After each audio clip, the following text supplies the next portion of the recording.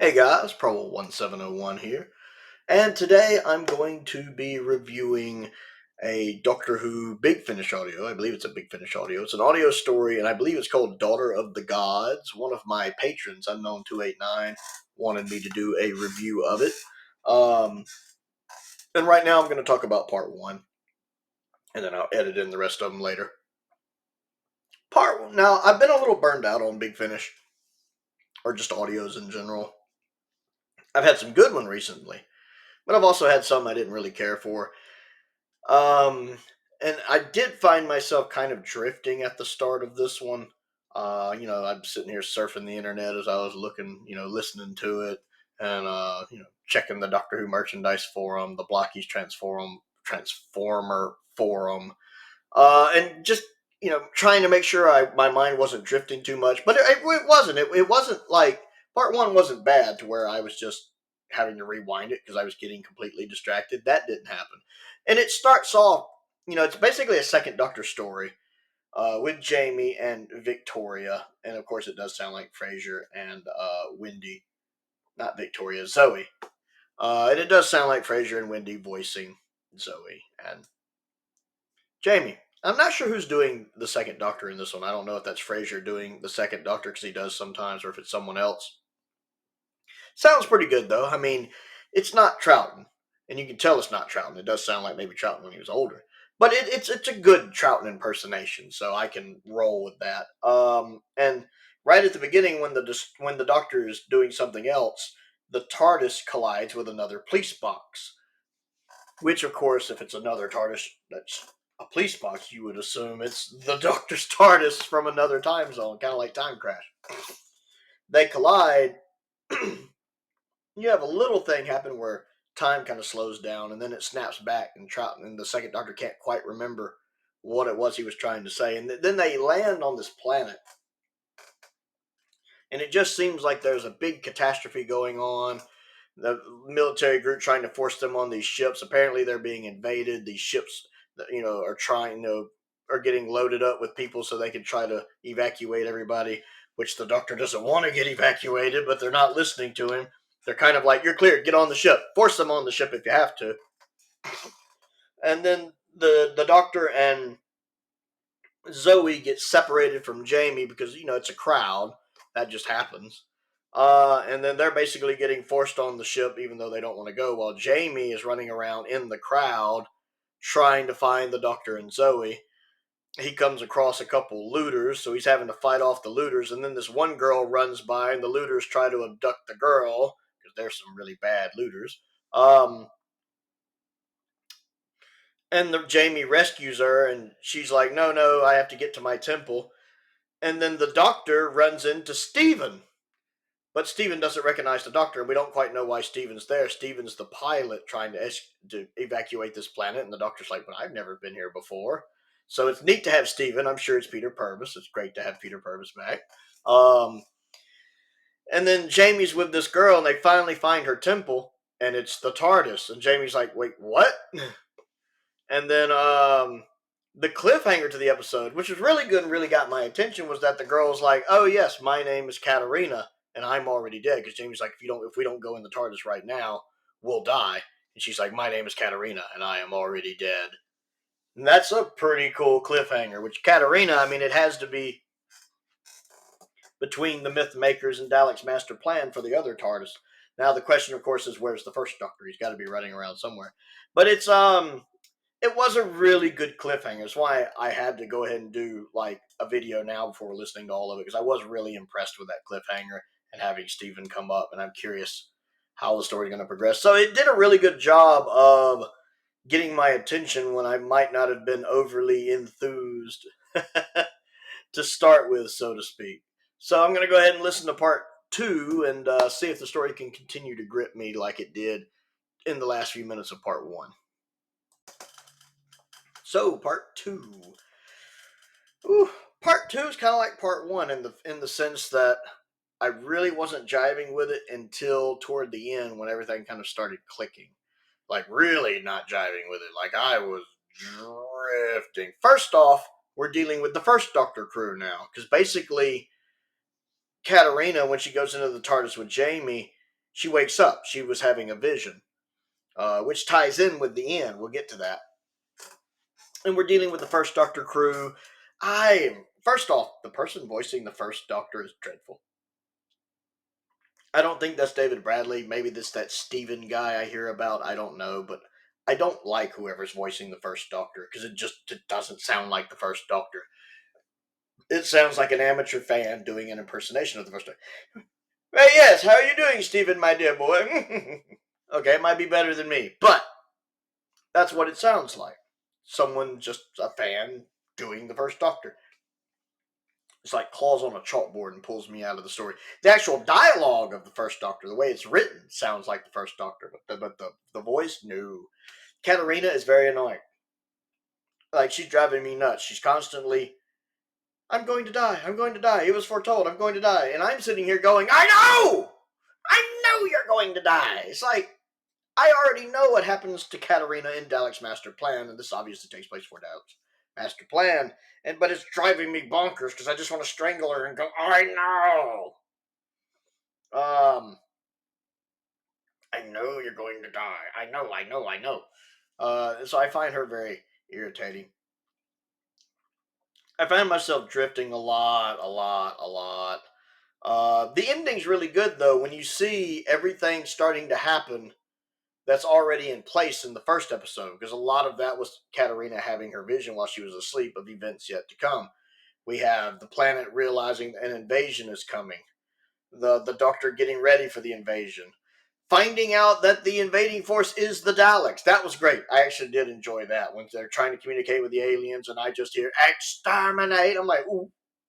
Also, whoever's doing the Daleks, that's probably Nicholas Briggs, but the Dalek voices sound great in this thus far. Enjoying the Daleks being there.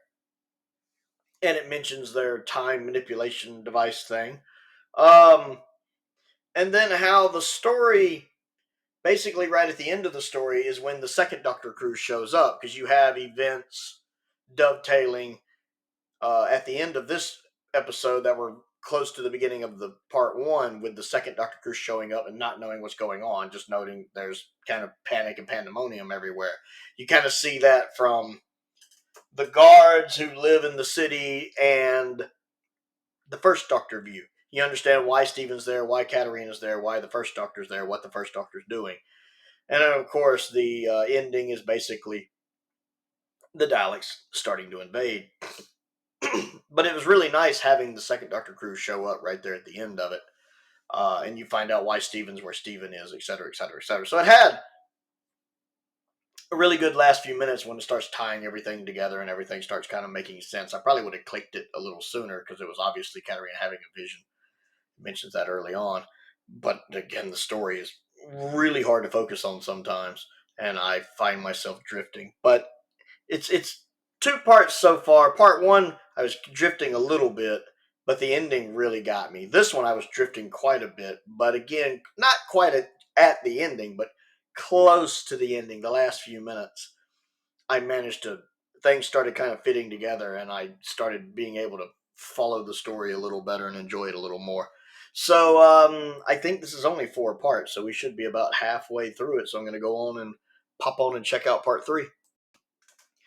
So I really liked part 3. Things really pick up here. We have our 2 TARDIS teams really interacting here. We have Jamie with Katarina, and we have Steven with Zoe, which works really well, actually, these 2 pairings together. And we have the second Doctor talking with Steven. And I love the fact that the second Doctor really seems to go out of his way to hide the fact he's a Time Lord, to hide the facts of regeneration, to hide the fact he's not the same person as the first Doctor. And I've noticed this in other stories. He's a lot like that in Will's excellent Resurrection Plant. The second Doctor was very much trying to keep that a secret of who he was and his abilities, even from his companions. And you see that kind of here, even though he starts, saying things like "you travel," when he's telling Steven, you never quite know where you're going to be and when you're going to be, kind of letting Steven knows that he knows Steven more than he thinks. And then this leads to the second Doctor going to meet the first Doctor to talk to him. And Zoe talking to the first Doctor on there is like, and I'm sending a friend of mine over to help too. He's called the Doctor, and you hear the first Doctor. He's called what? I loved that. I loved that. Just the way he reacted. He's called what? And of course, there's the fun moment when the two Doctors meet. And the second Doctor's like, it's nice to see an old face again. And of course, the first Doctor's like, wait, who are. Oh, no. You know, the first Doctor realizing who the second Doctor is. He's like, wait, oh, no. And then you really start to get to the part of the plot of the first Doctor and his TARDIS team should not be here. That time has kind of gone askew, that they should have been on their way to Kimball for the events of Dalek's master plan. And because they haven't, the Daleks are now invading this planet, and they managed to finish the time disruptor, because they even threatened to use the time disruptor. And so the second Doctor knows that time has gone out of whack, and he's trying to convince the first Doctor of that. Then he does the foolish thing, because he thinks the first Doctor deserves to know, and if they set time right, the first Doctor won't remember. He tells her that Katarina passes away, that she dies, that she won't survive the events of Dalek's master plan, which the first Doctor, of course, is, no, that can't be. There's got to be a way. I've got to change that. And then, of course, the Daleks show up and kind of hold him at gunpoint. Had a really good cliffhanger, too, with Jamie and Katarina making it back to one of the escape ships, the one Zoe and Steven are on. But right before they got there, the doors had been shut, and the people in charge aren't letting them open the doors because they don't want to risk the people already inside. So Jamie and Katarina are banging on the door to get in, and Steven and Zoe can't let them in, and the Daleks are coming up about to exterminate them. It's a pretty good cliffhanger. All the cliffhangers have been really good so far. I've enjoyed that. This episode definitely kept me engaged because, one, we have our TARDIS teams interacting, we have the Doctors interacting, and it's interesting because both Doctors, of course, are not played by their original actors. But they still do a pretty good job conveying the characters here. I finally clicked in my head that the first Doctor sounds kind of like Herndl. I mean, it still doesn't quite sound like the first Doctor, but I like Richard Herndl a lot. So now that I'm in my mind, I'm thinking this kind of sounds like Herndl.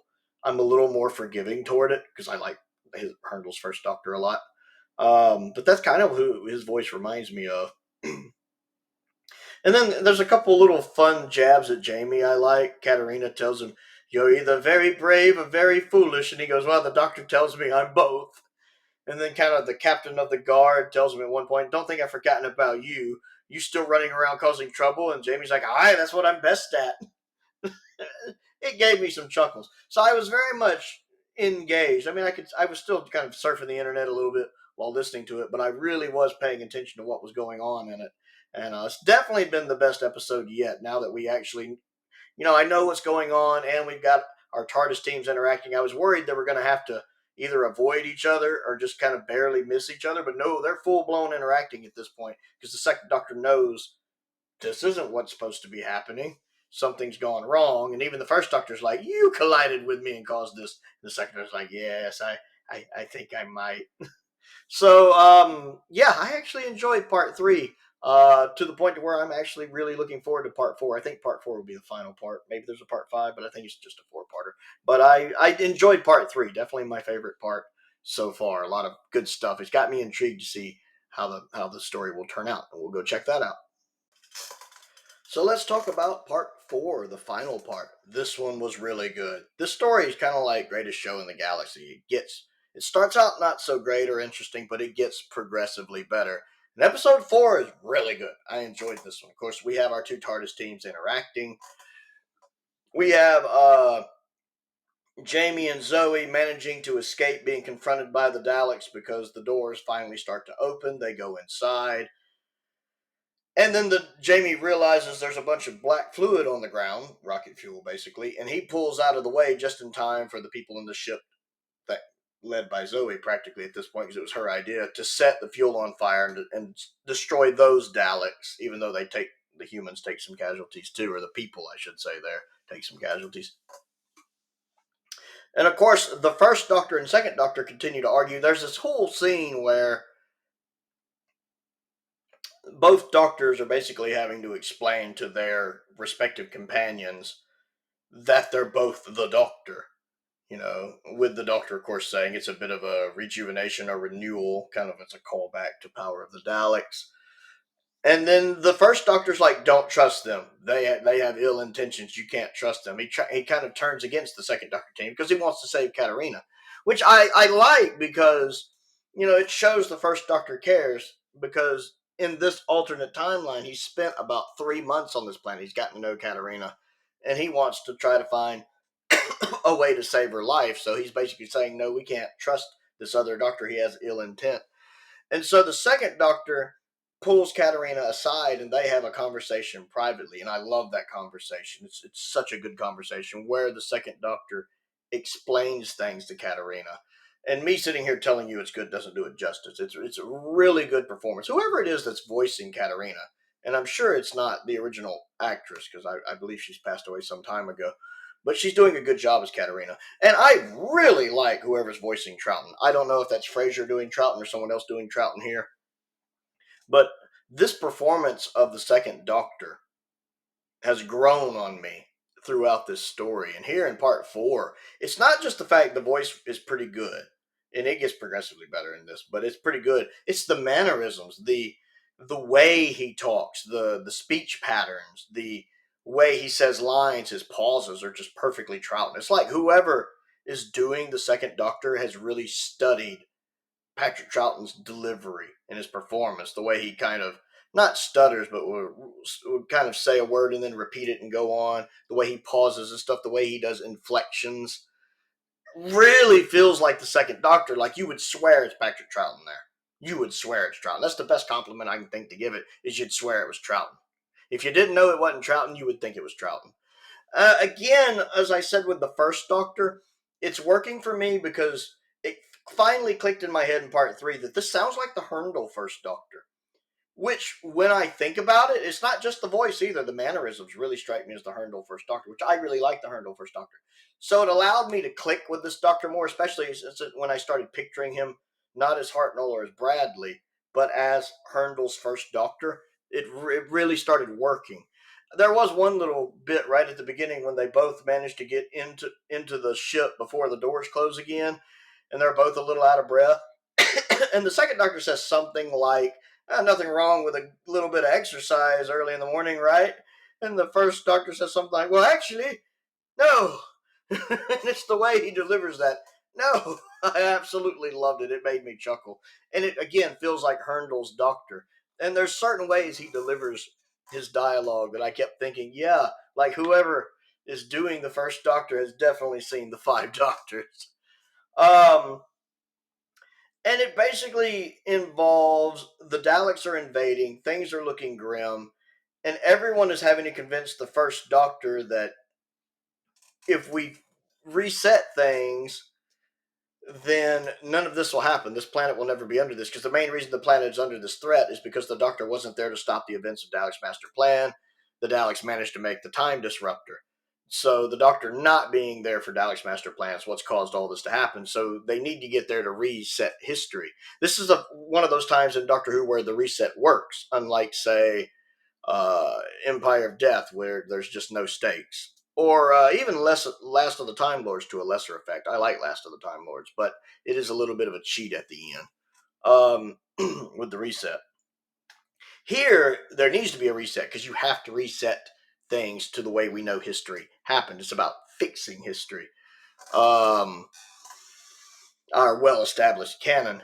And Katarina sacrificing herself, going with the second Doctor, I liked. And then her final conversation as she fades away, I enjoyed.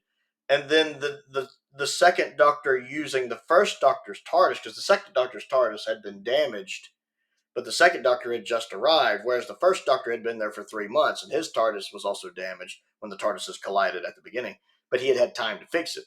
So he passes the repaired piece to the second Doctor, and the second Doctor goes to the first Doctor's TARDIS and uses it basically to use the recall button to retrace his flight path to the explosion and basically create a paradox that keeps it from happening. And it resets everything. And you get a nice final scene with the first Doctor and his TARDIS team, and you get a nice final scene with the second Doctor and his TARDIS team, with the second Doctor faintly remembering what happens, and then it kind of clicking in his head where he remembers Katarina, even if it's a little ambiguous whether he remembers the whole story or not.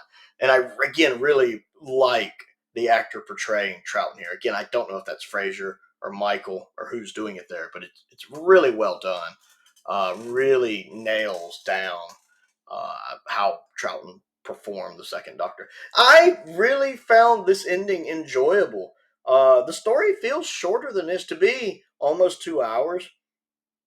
It goes by pretty quickly. It runs at a really good pace.